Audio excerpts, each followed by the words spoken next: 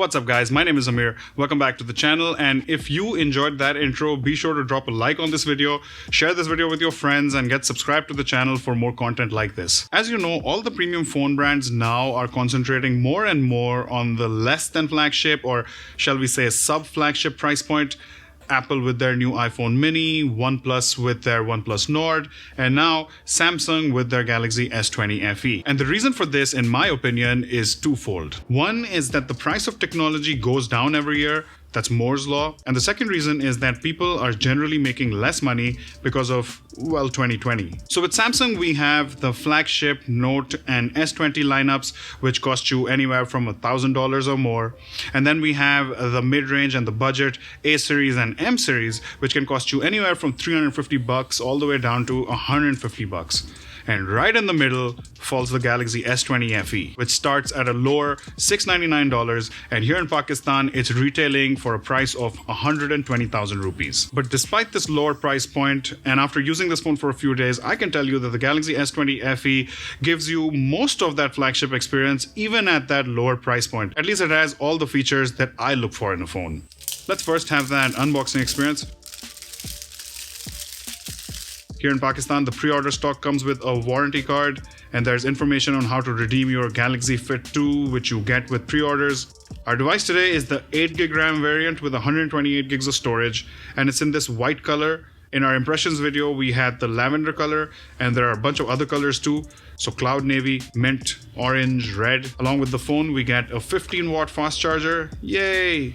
And a USB Type-C charging cable. And way back in the lid is a SIM ejector tool and some user manuals. Now, you would think that paying a lower price means sacrificing some features, and you'd be right, but have a look at this spec sheet. So a top-of-the-line processor, we have the Exynos 990 here in Pakistan, and other Asian regions, this is the 4G variant.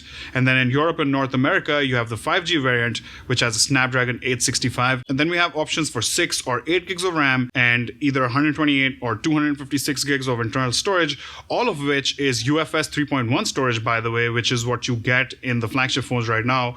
Then we have a big 6.5-inch AMOLED display with a high refresh rate, a big 4,500 milliamp hour battery, along with all of the charging tech that you get in the flagship phones, 25 watts of super fast charging, wireless charging, reverse wireless charging, the works. Then there are dual stereo speakers, IP68 dust and water resistance. Here in Pakistan, this phone also comes with a hybrid SIM slot for micro SD card expansion. I mean, to me, this looks like a flagship level spec sheet, but there are sacrifices to be made, specifically in three main areas: build and design, display, and the cameras. So the Galaxy S20FE has a plastic back with an aluminum frame, but this is the best plastic back I have used so far. It doesn't feel cheap. It has this soft satin matte finish on the back, which is my favorite finish. And there's also a dull prism shine to it when light falls on it from different directions.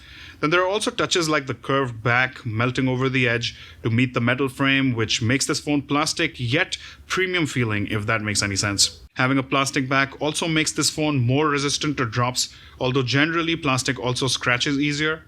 The phone isn't huge, yet not small either, so right in the middle. On the front, we have glass, although I'm not sure what type of glass this is. I think it's Gorilla Glass 3, but I have not been able to confirm that yet. If you know, please let me know in the comment section below. So the build has definitely been toned down on this phone, and I do wish that it had Gorilla Glass 6, but I really like the feel of this phone, and I also appreciate the fact that it has IP68 dust and water resistance. At 6.5 inches, the display on this phone is not too big and not too small. Again, right in the middle. But from a design perspective, you see a widening of the bezels. So even though they aren't ugly, they're not as razor sharp as on Samsung's flagships. But some of you may be happy to hear that this is a flat display. No fancy schmancy curve melting over the edge. You're also locked to a maximum 1080p resolution. No quad HD res here, but even at full HD resolution, you're getting a crisp 400 plus PPI. And you still get that buttery smooth 120Hz refresh rate, which for me is one of the most important features in phones today. Then there's HDR10 Plus and a teeny tiny notch for that selfie camera on top. So in my opinion, you're not really losing much in terms of the experience of the display.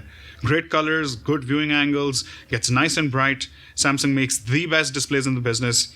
You also get an in-display fingerprint sensor. This is an optical sensor and a reasonably fast one at that. I had no issues using it. So there are minor differences in this display, but this phone does a very good job of still giving you that flagship display experience. But by far, the biggest difference maker in terms of price for any phone are the cameras. So there's a triple camera setup on the back with a 12 megapixel main camera, which is optically stabilized and has an aperture of f1.8. And from what I can tell, this main camera is the same as what you get on the Galaxy S20 and the S20 Plus. And out of the three, I tend to use the wide-angle camera the most. In terms of color science and dynamic range and crispness, you will get that flagship experience. Images have that Samsung saturated look to them, which I personally like. Then the ultra-wide camera is also 12 megapixels, and this is the second most used in my arsenal since it gives me that interesting zoomed out perspective. And while switching between the wide and the ultra-wide, the colors seem to be fairly well balanced, which I think is important to that flagship experience. But the 8 megapixel telephoto camera is where things have been toned down a little, and thankfully for me, this is my least used camera. I don't really use the telephoto camera all that much. When you switch to this 8 megapixel camera, you can tell that the colors have changed. It feels like a different camera. It gives you 3x optical zoom and 30x hybrid zoom, but there is definitely a drop in quality from the lower resolution. Flipping around to the front, we have a 32 megapixel selfie shooter, which is not as good as the 10 megapixel selfie shooter on Samsung's flagships, but overall the image is good with decent colors, detail, and good dynamic range thanks to that HDR. So this camera is watered down, especially considering the telephoto and the selfie cameras, but where things really matter, i.e. the wide and the ultra wide cameras, I think you are still getting that flagship experience. On the software side, we have Android 10 with Samsung's One UI 2.5, the same software experience which you get with Samsung's flagship phones. This is one of the best interfaces in the Android space right now. And if we talk about performance here, then you're going to find that this phone will be the same as Samsung's flagship phones because the internals here are flagship grade. This phone's chipset will handle all your apps, even heavy apps and games with ease.